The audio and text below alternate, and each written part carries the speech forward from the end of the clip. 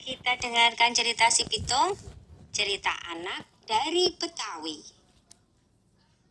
Pada zaman penjajahan Belanda, di kampung Rawabelong, lahir seorang bayi laki-laki mungil dari keluarga sederhana. Ayah dan ibu bayi itu adalah seorang petani. Kehadiran bayi itu tentu saja menambah kebahagiaan pada keluarga sederhana itu. Mereka beri nama bayinya Pitung. Pagi itu, di balai-balai bambu depan rumah, Ibu Pina sedang menggendong Pitung kecil. Setiap selesai memandikan, Ibu Pina selalu menggendong bayinya sambil berjemur di depan rumah dan berdoa. Anakku sayang, kamu harus sehat ya. Kelak kamu harus menjadi manusia yang berguna bagi nusa dan bangsa. Tak terasa, Pitung mulai menginjak usia remaja. Selain belajar mengaji, ia juga belajar ilmu bela diri. Dengan cepat, Pitung menguasai seluruh jurus yang diajarkan oleh sang guru. Sampai akhirnya, sang guru mewariskan ilmu Pancasona kepadanya, yaitu ilmu kebal senjata. Suatu hari, Pitung menyaksikan kekejaman centeng-centeng Babah Lim, si tuan tanah.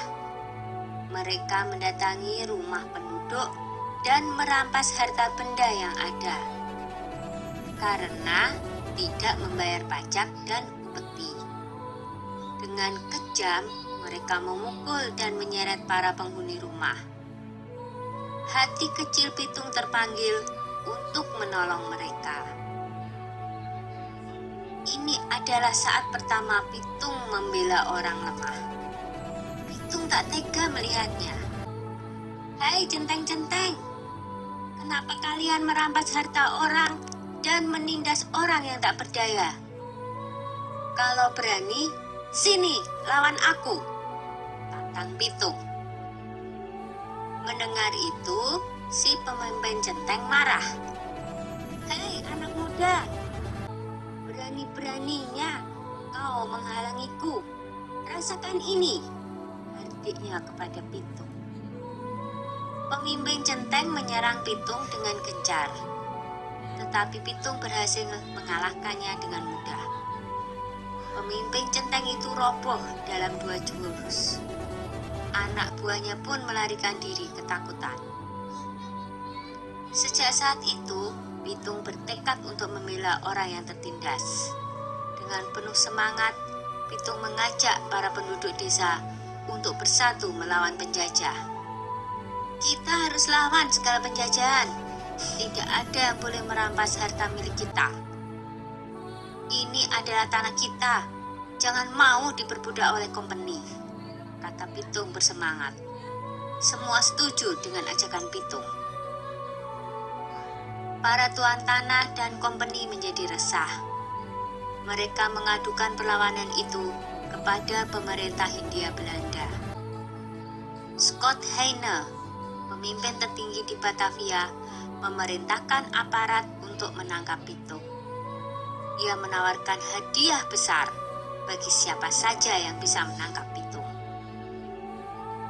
Kompeni menangkap Pak Piun dan Haji Niapin untuk memaksa Pitung menyerahkan diri. Mereka dimasukkan ke penjara di Grogol. Berita itu sampai di telinga Pitung. Ia tidak tega dengan keadaan ayah dan gurunya yang disiksa. Pitung membuat perjanjian dengan kompeni untuk menyerahkan diri dengan syarat ayah dan gurunya bebaskan dari penjara. Pada suatu hari, kompeni membawa Haji Niapin ke alun-alun kota dengan dijaga ketat oleh pasukan polisi bersenjata. Lalu, Pitung muncul seorang diri. Ia meminta agar gurunya dibebaskan dulu. Setelah Haji Niapin dibebaskan, Pitung maju menyerahkan diri. Pasukan polisi membidikkan senjatanya ke Pitung. Tertangkap juga kamu, Pitung, kata Scott Heine kesal. Hahaha, aku tidak takut menghadapi pengecut seperti kalian, jawab Pitung.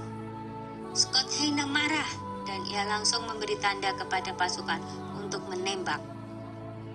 Dor, dor, dor, Pitung pun roboh bersimbah darah. Pitung gugur sebagai seorang satria. Beberapa bulan kemudian, Scott Heine dipecat dari jabatannya karena menembak orang yang tidak melawan ketika ditangkap.